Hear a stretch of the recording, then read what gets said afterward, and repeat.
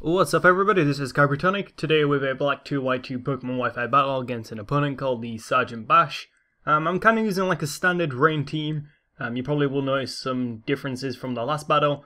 I'm still testing out a few things. I kind of decided to bring a Mamoswine because I kind of figured like if my opponent's using any of those Fairy form Pokemon, that's actually kind of a good counter to at least all of them. So yeah, I brought a choice banded Terrakion because, you know, a Terrakion still in some teams is very good to use. My opponent kind of has like a Sand team. It kind of does make sense to see like a Gliscor and a Shuckle, I guess. Scizor, Heatran, and a Rotom, I guess, is the staples. So I'm gonna lead with my Terrakion because I kind of figured he would lead with his Tyranitar. Now I'm actually going to make a prediction, and I'm going to switch out, going to go straight into my Politoed, because I kind of figured he would switch out and go into his Gliscor, predicting, you know, the close combat, for example. So, with that being said, I do get the switch advantage, and I get the momentum back on my side now. So, nice good thing is, I know I can pretty much scare out the Gliscor going for, like, the Ice Beam or Surf. I'm just going to go for the stabbed Choice Specs, Modest, Surf. I know that the Tyranitar is definitely going to come back in there. But I figured if it's not a very good specially defensive invested Tyranitar, although it does get the special defensive boost from the Sandstorm, Politoed is going to do like a nice number on the Tyranitar. So with that being said, I'm just going to continue going for the Surf whilst he decides to switch out and bring in a Shuckle. And as you can tell, that Shuckle didn't take the Surf particularly well, although that he does have the stand up to advantage him in that scenario. But I'm going to switch out here. I'm going to go into my Ferrothorn, predicting the Toxic. I don't want to get Toxic there with my Politoed because a poisoned Politoed is not always a good thing to be having. So now with that situation over, I'm going to go for the Stealth Rock because I want to get my Stealth Rock up. It's always good to have your Stealth Rock up just to get that entry hazard form damage going on your opponent. I'm going to make a switch out here because I kind of figured he might want to switch out to something, I'm not too sure, or he might want to go for like the Encore of all things. That was kind of like a 50-50, I wasn't sure if he would go for the Encore or would switch out into something maybe to take on my Ferrothorn. I was kind of thinking maybe he would go into Heatran, but I guess he doesn't want to do that. But yeah, I'm going to go over the Surf with my Politoed. In comes a Rotom. I'm not going to take a predictable electric type move, so I'm going to switch out. I'm going to go straight into my Ferrothorn just to resist that. He decides to go with a Thunderbolt, so I know I can take that very well because I'm a special defensive variant of the Ferrothorn. Seeing leftovers kind of makes me think he probably will be carrying the Will-O-Wisp as a choice of move. He might be carrying, he could be Resto Chesto, oh no, not Resto Chesto, sorry. He could be Pain Split with a Will-O-Wisp, stabbed Hydro Pump and a Thunderbolt of all moves. So I'm going to make a prediction here. I'm kind of going to assume he would go into Tyranitar just to get up the sand once again. I could have gone with the Thunder Wave, but I figured the best situation for me to do, or the best move I should say, was to go for the Leech Seed, predicting maybe the Tyranitar Heat Round of all Pokemon to come in. But I guess the Tyranitar was the better switch there just to get up the entry, the form of weather, sorry. So with that, I'm going to go back into my Politoed. I'm not sure if he wanted to go for like Super Power or Fire Blast. I didn't actually expect the Crunch because, you know, I am a Ferrothorn, I'm going to have the Iron Barb's ability, so that would have taken out the Tyranitar there if I decided to stay in there with my Ferrothorn, but I guess not, that doesn't really matter. So I'm going to make a double switch out. He makes a double switch out as well into Heatran.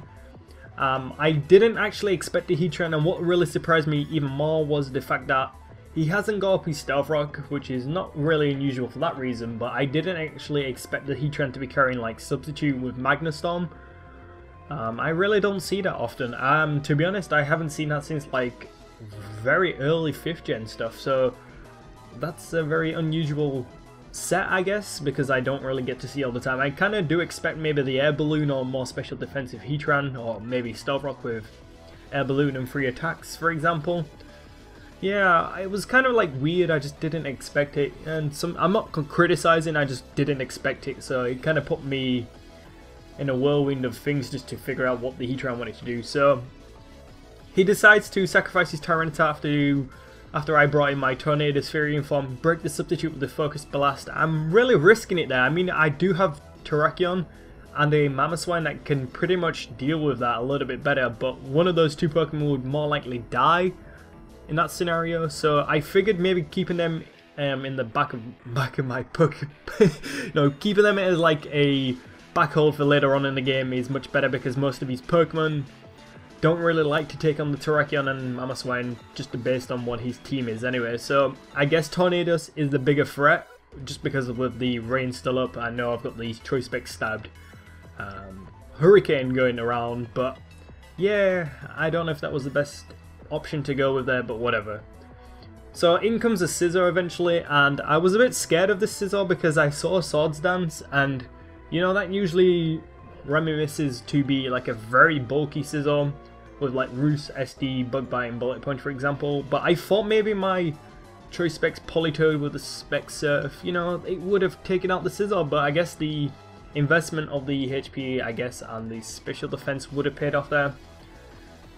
So yeah, Scizor takes out the Politoed, which is fine because I still have Rain up for the rest of the game. Gonna go into Mamoswine. I thought maybe the Ice Shard would take out the Scizor, but it turns out even with the resisted move, it's gonna be able to live. That kind of sucks because there goes one of my big threats to his team, but now I'm gonna have to bring in another priority user, which is my Terrakion. Thankfully, I actually put Quick Attack on this thing.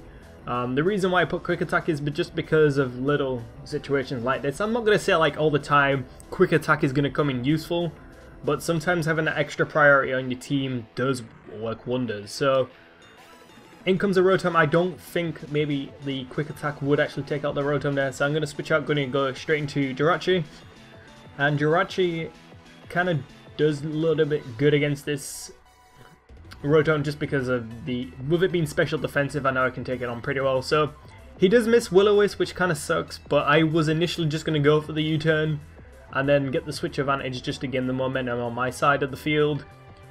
Just so I can go like a stabbed close combat. I could have made a double prediction here, but I figure like, you know, there's no point in me over predicting because I seem to think now the game's pretty much in my favour just because I do have the Tornadus up and my opponent hasn't got up the Stealth Rock. So yeah, I'm able to bring that in freely as anytime as I want, and I decided to bring it in now because I figured he probably would go for the safe Earthquake. You know, with my defense lowered thanks to the close combat second side effect there. So I think this is where I just sweep the rest of his team with this Tornadus thing. Now speaking of Tornadus, I don't know what everybody's opinion on this, but for me, from what I've seen of like PO battles and Wi-Fi battles and, you know, like general stuff, information, etc., this thing seems to be like the main thing going in the metagame at the moment. I mean, yes, it's very, very good because of its ability, its typing as well. You know, getting that Specs Hurricane all over the face of the opponent is just massive. You know, it deals a lot of damage. Even the Life Orb variant is also good. You know, it gets access to Heat Wave and Superpower. So you kind of have to like be careful of this thing. So yeah, I mean, I don't know what's everybody's opinion on this thing. I'm not gonna say this thing's broken because there actually are things to at least take on it.